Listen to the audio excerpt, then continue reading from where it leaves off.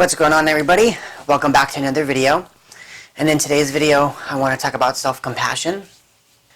So with self-compassion, there's a lot to it. I'm going to make a kind of shorter video here and just kind of go over generally what it is. So really what self-compassion is the ability to be understanding and forgiving of really yourself for your perceived failures, shortcomings, and inadequacies.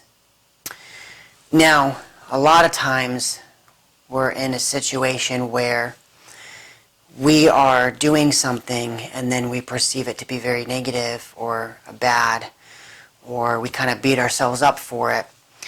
But if our friend or brother or sister or family member or even coworker, if they were to be in that same similar situation, we would not view them as harshly as we unfortunately sometimes view ourselves. So I think having depression and also anxiety, working on your self-compassion, the ability to be able to kind of forgive yourself for, your shortcomings, it is very good to do. It's something that will help you, really just make yourself feel happier more often. So I kind of wanted to start with, you probably have heard it before, but a lot of times when we do things that we think that we should be better at, we feel like we should be perfect. And I know you've heard it before, but, nobody's perfect, nor should you be, right? So understanding that concept, when you do something wrong, right, or when something goes wrong, you need to have the ability to kind of forgive yourself for it and understand that you're a person and you make mistakes, just like all people make mistakes.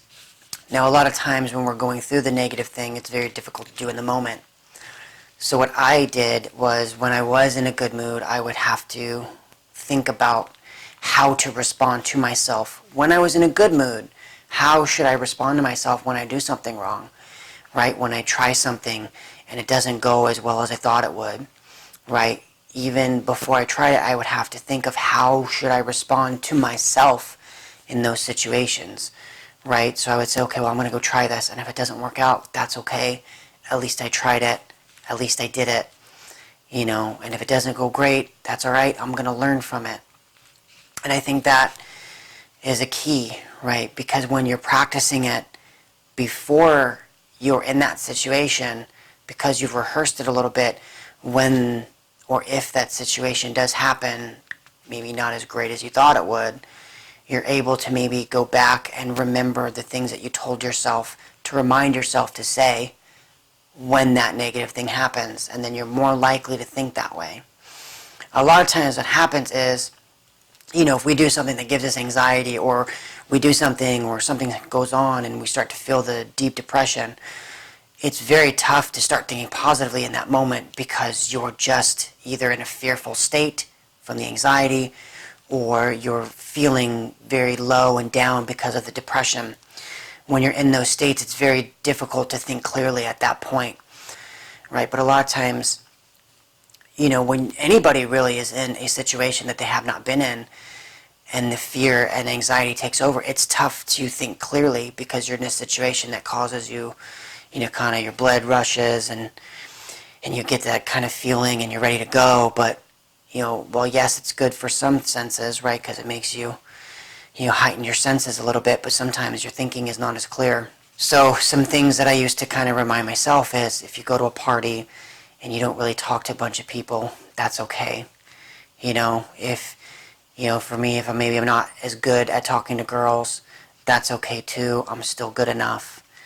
Right? And even real estate, right? I don't know everything, but I'm definitely good enough to help people buy and sell homes, right? And I'm going to make mistakes, and I might not know certain things, but I'm a person, and nobody knows everything, and that's okay. Like I said, kind of shorter video. I kind of just wanted to go over self-compassion. I'll probably make other videos kind of going more into depth with it. But, if maybe this is the first time hearing that word, self-compassion, what is that? It's really, like I said in the beginning of the video, it's just the ability to kind of accept yourself for all of you, you know, not only the positives, but the negatives, you know. And when you start to realize that your perceived shortcomings, you know, are kind of what make you who you are, and to not be afraid or shy about it, and just to live, you know, with it and accept it, it starts to make things easier. But again, it is work. Pretty much every video that I make takes work to develop these skills. It's not something that comes overnight, but it's worth it. You know, working on yourself and improving yourself makes you feel good. I know it makes me feel really good. And that's what I kind of try to do for you guys with these videos. I try to give you some advice, and hopefully some of you out there watching and you're getting helped out by it. So thank you guys so much for watching the video. I look forward to seeing you guys in the next video. Have a good one.